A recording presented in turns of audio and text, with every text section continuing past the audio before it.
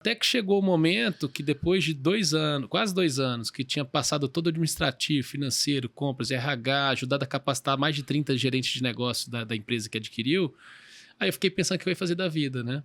E aí, numa dessa, eu falei, pô, tudo bem, 4 anos empreendendo, mais 2 anos nesse período pós a venda da empresa, né, a M&A, 6 anos ao todo. Falei, e agora, né? O que eu vou fazer da vida? Aí, na época, eu lembro que eu pensei em montar um restaurante argentino-uruguai em BH, que eu adoro churrasco, né? Adoro carne e tal. Ainda bem que eu não fiz isso, que depois veio a pandemia, né? E restaurante teve um momento delicado ali, teve impacto gigante com a pandemia. Eu pensei em montar uma pousada no sul da Bahia. Eu gosto muito daquela região do sul da Bahia. Tem alguns terrenos lá e tal. Em Corumbau, não sei se você conhece, perto de Caraíva. Eu recomendo, lugar lindo, maravilhoso.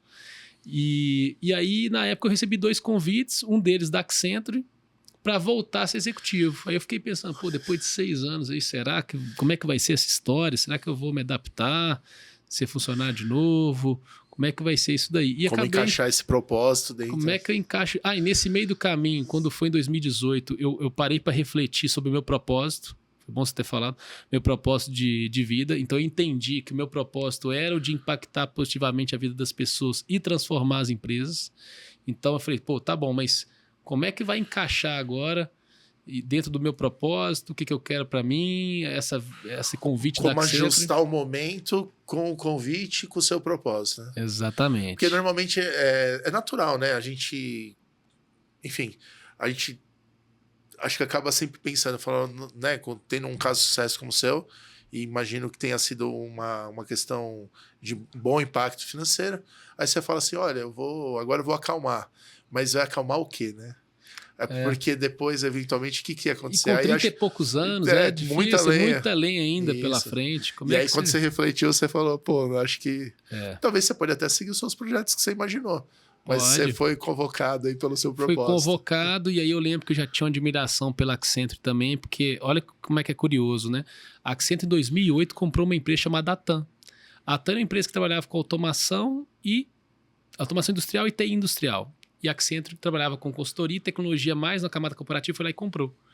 Depois desse ponto veio a Stefanini, que adquiriu a EHM, a Engineering adquiriu a Loga e a Cash adquiriu a Logix. Ou seja, eu estava na linha na sequência em termos de aquisições. Então, quem abriu a porteira com relação a isso foi a própria Accenture. Ela que teve a visão. Foi o movimento e a galera foi neutralizando, vamos dizer assim. A galera foi seguindo esse movimento, viu que fazia sentido, e realmente faz, pegar a convergência IT-OT, né?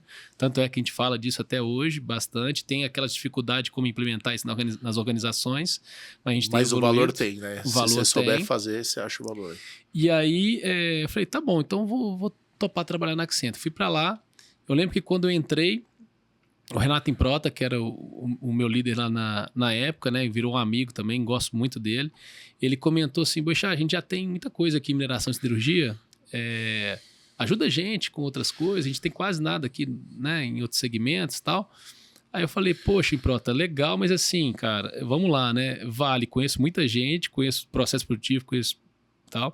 Gerdau, meu pai trabalhou a vida inteira na Gerdau, na Sominas, aposentou lá, eu sempre tive contratos com a Gerdau, eu tinha contrato guarda-chuva com a Gerdau, com a minha empresa, e você pegou a Anglo América também, que tinha contrato guarda-chuva, ou seja, eu tinha conhecimento, relacionamento, né, Você quer usar aqui tudo, você quer que mas ele falou assim, entendo, só que eu preciso do seu lado empreendedor também, ou seja, fazer acontecer foi no resto. de novo. Aí eu falei, beleza, ótimo. Aí pra mim foi bom, porque eu fui intraempreender também. Então, eu acho que fez um asterisco, ele fez uma marquinha, adicionou uma marquinha aí nessa... Adicionou, e o legal lá na Accenture que tinha tanto um aspecto de estratégia e consultoria, quanto de tecnologia, implementação de solução e de operação e sustentação, ou seja, era realmente um trabalho bem end-to-end na indústria. Aí eu tô vendo esse biscoito que tá aqui, né? Biscoito da Balduco, né? Esse biscoito é ótimo. Esse é muito bom. Olha que curiosidade. A primeira empresa na época eu entrei num projeto de eficiência energética, precisava ter alguém que conhecesse de eficiência energética, e eu era especializado nisso também, eu entrei num projeto, mas o segundo projeto que eu fui trabalhar, e na primeira venda mesmo de novo contrato, foi com a Balduco, que é o biscoito que tá aqui, né? Ou bolacha, né? Cada lugar fala de um jeito, Mas a Balduco, eu lembro que na época ela estava fazendo uma migração do RP, saindo do que ela tinha para o SAP S/4HANA.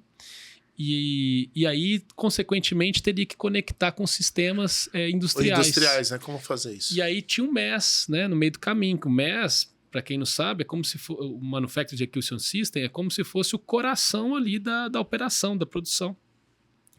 E aí, dentro disso, ela precisava ver o que ela ia fazer com o MES. Ela tinha ela não sabia se ela ia conectar ele com o novo RP, ou se ela migrava ele também, enfim. No final das contas, eu fui lá fazer um trabalho junto com o time e a gente conseguiu fechar esse contrato e implementar o MES na Balduco para todas as 5 fábricas. Então, eu tive algumas vezes lá em Extrema, na fábrica de Extrema, que é uma fábrica bem bacana lá com o time. Então, assim, tô vendo aqui Balduco, mas só para representar que eu comecei a trabalhar também mais outros segmentos, que eu já tinha trabalhado também na Onro e na Siemens, mas eu estava mais especializado em mineração e siderurgia até então. Aí eu comecei a trabalhar com alimentos, não só Balduco, mas M. Dias Branco, Nestlé, mercado de bebidas, Heineken, Ambev, agronegócio com a Cargill. O Maxcenture tem um leque gigantesco. Aí voltei a trabalhar com a Fiat Stellantis, o primeiro projeto de 5G no Brasil,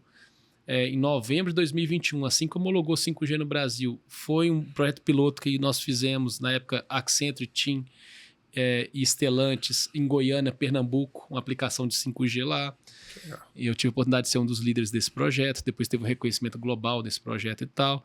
Então, comecei a trabalhar com uma série de setores dentro da Accenture, e o time foi crescendo, entrei numa área que tinha 150 pessoas, e aí, quando eu saí de lá depois de 5 anos, essa mesma área que o Renato Improta lidera hoje tem 1.000 pessoas, então eu ajudei a fazer esse crescimento. Prosperou lá. Prosperamos. Então, você conversar com a turma lá na Accenture, eles vão te falar um monte de casos para contar, desde pessoas que foram contratadas, pessoas que foram promovidas, pessoas que mudaram de uma área para outra, projetos entregues com qualidade que impactaram as indústrias. Então, vai ter um monte de caso bacana para contar aí desse período. Você comentou um pouco agora dessa questão das pessoas, né?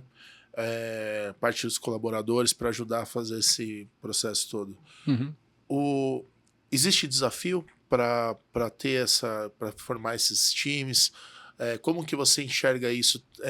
Imagino que nas empresas de renome, né? No caso, você está contando Accenture, daqui a pouco chega na Vale, talvez tenha um processo de atração um pouquinho mais fácil. Mas como você, como especialista no mercado, enxerga a questão da formação dos profissionais? Que áreas que você percebe que os profissionais podem dar mais atenção? Qual que é o seu sentimento em relação a a nova onda aí de profissionais para trabalhar nesse mundo da engenharia, da parte de manufatura, automação, tudo isso que eu acho que é o hiperdigital, né? Porque a gente está no digital, mas tem gente que já está falando que tem um hiperdigital, que eu nem sei direito o que é, mas a gente tem que estar preparado. O que você enxerga aí? O desafio é grande. Você pega, por exemplo, agora a gente está lá no Pará, capacitando os jovens aprendizes em automação, na agenda de autônomos, caminhões autônomos. Isso na Vale tem um programa. A gente tem um trabalho em conjunto, programa, a gente tem uma formação, tem o Instituto Tecnológico da Vale também. Você pega na época da Accenture, que a gente estava comentando, né? Tinha um desafio de conseguir recrutar pessoas que conhecem das tecnologias digitais. Então, a gente montava grupo, e aí nesse grupo as pessoas se inscreviam, fazia aquele treinamento e uma parte dessas pessoas já saíam de lá contratadas. Ou seja, as empresas acabam tendo uma ação de formação, tem que ter. Às vezes mesmo antes do profissional ser contratado, mas já faz uma entrega que também é um impacto social importante. Impacto social importante tem que ter, porque infelizmente eu também faço parte da academia, né? Você sabe disso, sou professor na Fundação Dom Cabral, do Núcleo de Inovação e Tecnologias Digitais, mas a gente precisa ajudar nessa junção da academia com a indústria. O descasamento.